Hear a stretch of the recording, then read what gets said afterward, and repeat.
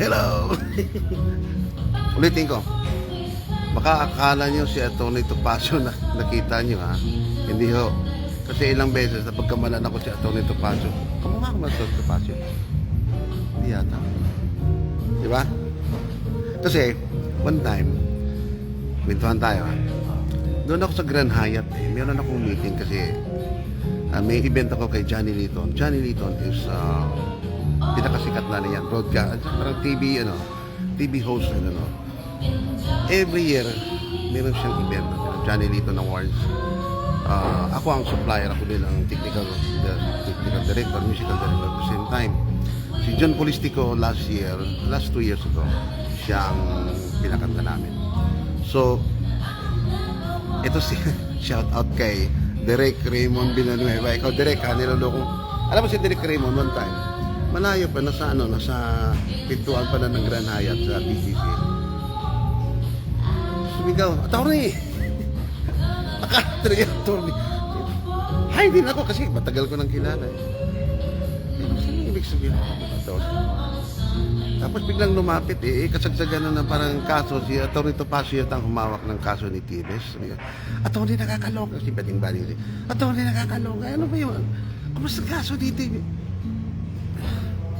Ride on lang ako, ano pa yung ibig sabihin na to? Pero actually, sabi niya gano'n siya, ba't nandito ka? Hindi, may ka-meeting ako eh. Sila Madam Rosel Ribano, de Rosario de Ribano, mayaman yun. At saka si Ina, yung sekretary niya. At saka, nagulat siya, tinitingnan. Siya nga hinaantay ko to. Yung pala, kami ang magka-meeting kasi siya ang director. Kasi si Derek Raymond, siya talaga yung pinakamagaling na pag mga fashion show dito sa Manila, lahat ng mga event dito naman lang sa Manila. Si Derek Raymond Villanueva, ang pinakasikat na director ng fashion show. So, shout out kay Idol Bartolome, kumusta sa Canada? Gwen, Rosalie. So, tawag dito. Ang dami nagtatanong, taga saan ka ba talaga? Ako, proud ako na taga-jazz ako eh. Galing ako sa probinsya. Alam mo, naglalakad ng nag-aaral ako nung araw. Elementary.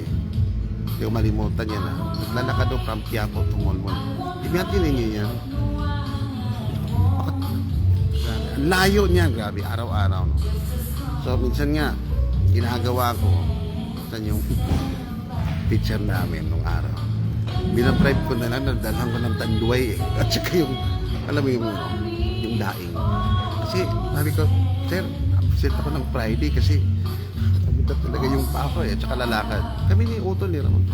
Diyan kami nagsimula. Kaya, doon nagsimula yung alam mo yung discipline, perseverance. Kasi sabi ko, iniisip ko, para talaga ako kasi ang hirap sa probinsya. So, alam niyo, service namin kabayo. Tapos, tusan pa kami ng mama ko. Deliver kayo ng kopra doon sa Nuwing. Doon Guillermo nga, natawa ka. Kaya, laking utang na loob namin doon sa Guillermo family na yan. Kasi napakabait sa amin yan. At saka pinaka-best friend ko dyan sa Guillermo, alam mo si Atty. Pipito, yung mauna. Actually, ninong ko yun eh. Napakabait na mga. Patagal kami magkasama sa Davao nung araw kasi meron kaming tinayo na piano bar. Ako ang pianista, ako pang manager. Tapos sila, yan Dr. Chongko. Ako yun. At saka si Dr. Agdisip, si Dr. Bong Vega ng SPMC. Kaya nga, close ko yun si Dr. Bong Vega dahil magkasama kami ng araw. Hindi pa puti ang buhok yan. Doc, shout out, Doc. Retired ka na yata eh. Alam mo, doon kami nag-anon. Napaka-close kami. Alam mo, yung namatay siya. Hindi ko napunta. Kasi nasa Amerika yata ako nung panahon na yun. Rest in peace na to. So, ngayon, yung mga Guillermo pumabalikan natin, hindi na iba sa akin yan eh. Talagang mahal ko yan sa puso at saka yun. Talagang grabe ang para kaming pamilya talaga niyan. So, ngayon, tatanong, ba't napunta ko sa Manila? Siyempre gusto kong mag-aral. Alam mo, mama ko napakasipag talaga. kahit na sa probinsya kami. Alam mo, lahat kami dinala sa Davao para mag-aaral.